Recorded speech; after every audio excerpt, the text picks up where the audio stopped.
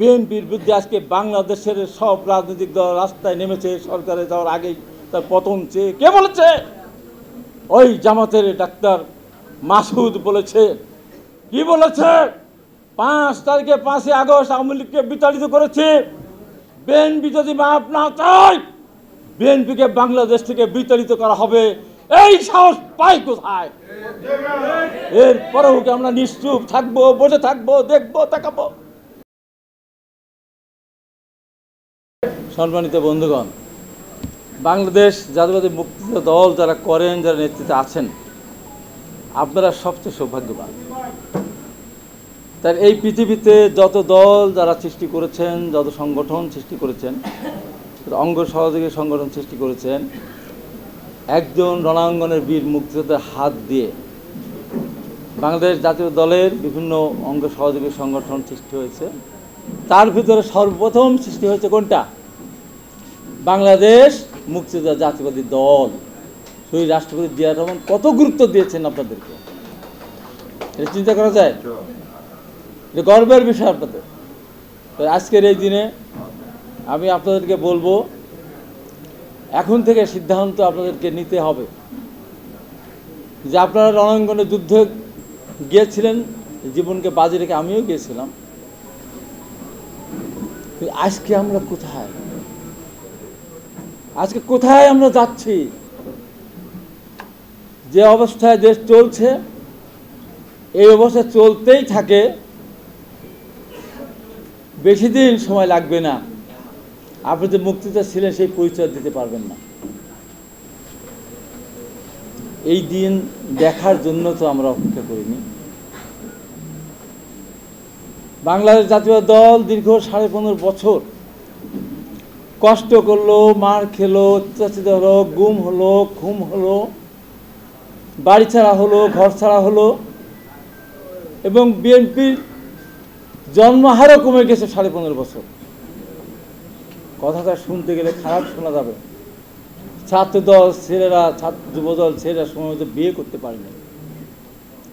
বিএনপির নেতাকর্মীরা তাদের বাসায় যেতে পারে নাই, স্বামী স্ত্রীর মুখ দেখতে পারেনি। অথচ সেই দেশে আজকে স্লোগান হচ্ছে, হাসিনা গেছে যে পথে, তারেক যাবে সে পথে। টিনের চারে কাওয়া তারেক জিয়া মায়া নাকি একটা বাজে স্লোগান।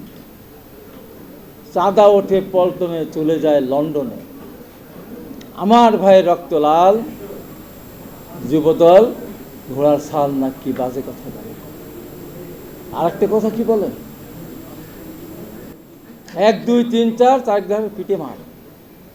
এইসব কথা উচ্চারণ করা যায় না। এই কি আমরা সহ্য করার জন্য এত আন্দোলন সংগ্রাম করেছিলাম? ম্যাডাম খালেদা জিয়া দিনের পর দিন জেল খেটেছেন। আমাদের নেতা জনাব তারেক রহমান এখনো দেশে আসতে পারেননি। অনেকেই বলেন 1 বছর হয়ে গেল তারেক রহমান দেশে আসেন না কেন? এর কোনো উত্তর কি আছে? হ্যাঁ, উত্তর আছে। এখনো তারেক রহমানের নামে যে গ্রেনেড হামলা মামলা হয়েছিল, মিথ্যা সাজা দেওয়া হয়েছিল, সরকার আবার আপিল করেছে, এখনো সে মামলা নিষ্পত্তি হয়নি।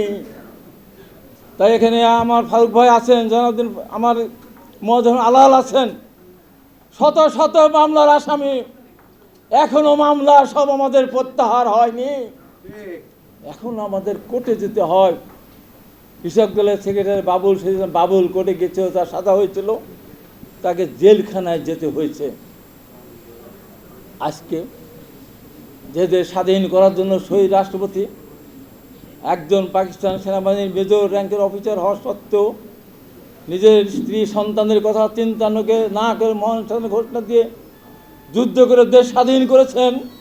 সেই দেশে তার সন্তান জনাব তারেক রহমান দেশে থাকতে পারেননি, এখন দেশে আসতে পারেন না। এই লজ্জা রাখবো কোথায়? আমরা কোথায় রাখবো লজ্জা? তাই আজকে মুক্তিযোদ্ধা দলের এই প্রোগ্রাম থেকে আপনাদের কাছে আহ্বান জানাবো, আমার বিরুদ্ধে বলেন, আমাদের বিরুদ্ধে বলেন, কোনো আপত্তি নেই। আজকে এখানে ঘোষণা করে আমার বক্তব্য শেষ করতে চাই, শহীদ রাষ্ট্রপতি জিয়া রহমান, নিষ্পাপ দেশনেত্রী বেগম খালেদা জিয়া বিনা অপরাধে শাস্তি পাওয়া আমাদের নেতা জনাব তারেক রহমানের বিরুদ্ধে যারা অন্যায়ভাবে স্লোগান দেবে, অন্যায় কথা বলবে, আমার বিরুদ্ধে যে শাস্তি দল নিক না কেন, আমি তার বিরুদ্ধে কথা বলতেই থাকবো, তাদের যা হয়। অ্যাডভোকেট ফজলুর রহমান বিএনপির ভাইস উপদেষ্টা কাউন্সিল সদস্য ছিলেন, দল তাকে সাজা দিয়েছে, এ ব্যাপারে আমার কোনো আপত্তি নেই, তার সমস্ত পদ স্থগিত করেছেন। দলের সিদ্ধান্তের সাথে আমি একমত, কিন্তু আমি বলে যাচ্ছি আজকে আমাদের কাউকে ওরা ছাড়বে না। আমাদের নেতা সালাউদ্দিনকে ছেড়েছে, কি কথা কুকথা নেই যে সালাউদ্দিন সাহেবের নামে বলেছে এরা। আমাদের মহাসচিবকে ছেড়েছে, আমাদের নেতা তাদের নাম উল্লেখ তাদেরকে ছেড়েছে।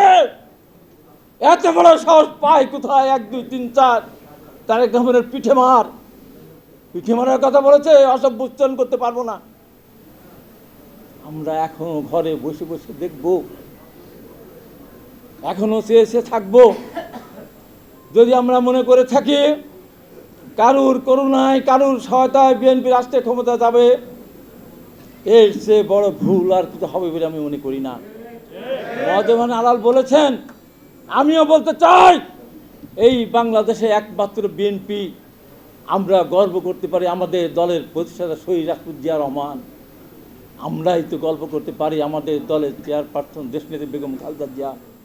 আমরা তো গর্ব করতে পারি আমাদের দলের ভারপ্রাপ্ত চেয়ারম্যান জনাব তারেক রহমান। বিদেশ থাকার পরেও বাংলাদেশে গণতান্ত্রিক ব্যবস্থায় ফিরে আসার জন্য দিন রাত পরিশ্রম করেছেন, সার্বিক সদস্য করেছেন, যার প্রমাণ দিয়েছেন তারেক রহমান এখানকার এবং নূর।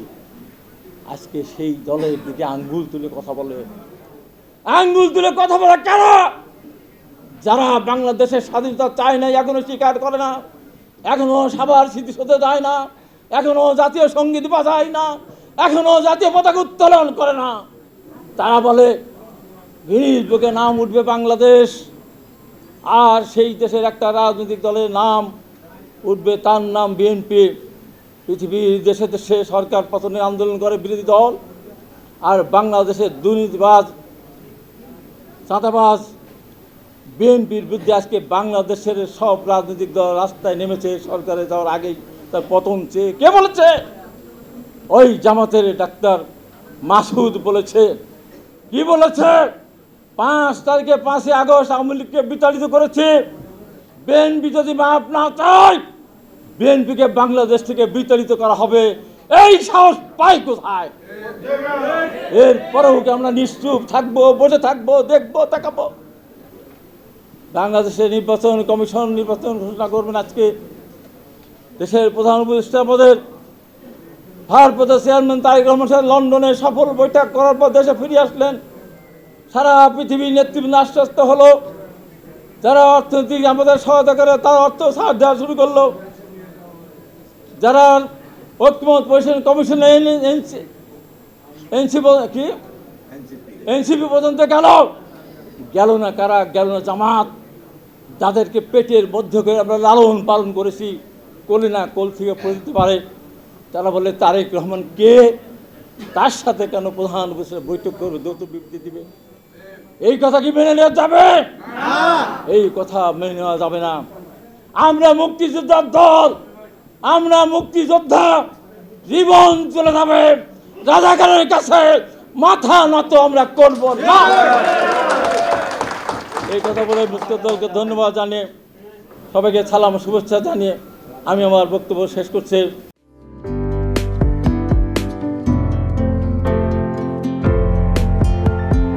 পহেলা জানুয়ারি 2025 ইউটিউব জার্নালিজমের অগ্রদূত changetv.press 6 বছর পেরিয়ে পা রাখলো গর্বিত সাথে।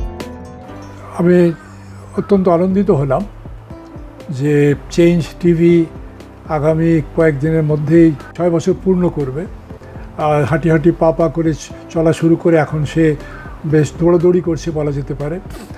ও নামটাও অত্যন্ত বলবো যে সিগনিফিক্যান্ট, যে চেঞ্জ, এই গণঅভ্যুত্থান কিন্তু চেঞ্জ চেয়েছে।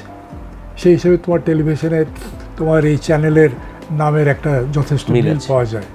আমার প্রত্যাশা যে এই গণঅভ্যুত্থানের যে প্রত্যাশা, যে আশা আকাঙ্ক্ষা, চেঞ্জ টিভি সেটিকে এগিয়ে নিয়ে যাবে। তোমাকে শুভেচ্ছা। চেঞ্জ টিভি যারা সম্পৃক্ত আছেন, যারা কর্মী আছেন, সামনে পেছনে সকলকে আমার শুভেচ্ছা। changetv.press এক ফোঁটা হলুদ নেই। Online TV channel change TV 6 বছর ধরে ওনারা কাজ করে যাচ্ছেন। ইতিমধ্যে জনগণের হৃদয়ে স্থান করে নিয়েছেন। প্রায় 22 লাখ সাবস্ক্রাইবার আছে এর। আর যে কোনো অনুষ্ঠান 10 লাখের মতো মানুষ এটা প্রতিদিন মানুষ দেখে থাকে। আমিও এই চ্যানেল নিয়মিত দেখি।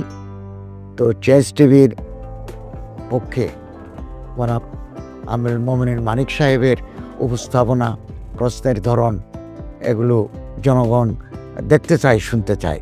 আমি চেঞ্জ টিভির উত্তরোত্তর সমৃদ্ধি কামনা করছি। changetv.press এক ফোঁটা হলুদ নেই। চেঞ্জ টিভি, তো আমি তাদেরকে আমার অসংখ্য শুভেচ্ছা জানাচ্ছি, কারণ তারা যে ভূমিকা রেখেছে এই সময়, একটা কঠিন সময় ছিল, সেটাতে যেমন ভূমিকা রেখেছে, এমনকি 5ই আগস্টের পরে নতুন বাংলাদেশেও তারা তাদের সেই তীক্ষ্ণ একটা সমালোচনামূলক এবং যেটাকে আমি গঠনমূলক বলবো সেরকম একটা ভূমিকা রাখছেন। তো সেক্ষেত্রে আমরা মনে করি যে এই ভূমিকা আমাদের দরকার, আমরা চাই এটা থাকুক এবং আরও যেন সমৃদ্ধ হয়। নতুন বাংলাদেশ নির্মাণে আমরা চাই যে চেঞ্জ টিভি যে সমালোচনাগুলো করছে বা যেগুলো আমরা তুলে ধরছেন, সেটা এমন করে করবেন যেন আমরা সেখান থেকে শিখতে পারি এবং সবাই মিলে যেন আমরা নতুন বাংলাদেশকে সত্যিকার অর্থে বৈষম্য বিহীন একটা সমাজ গড়ে তুলতে পারি, সেটা আপনারা সহজ চেষ্টা করুন। changetv.press এক ফোঁটা হলুদ নেই।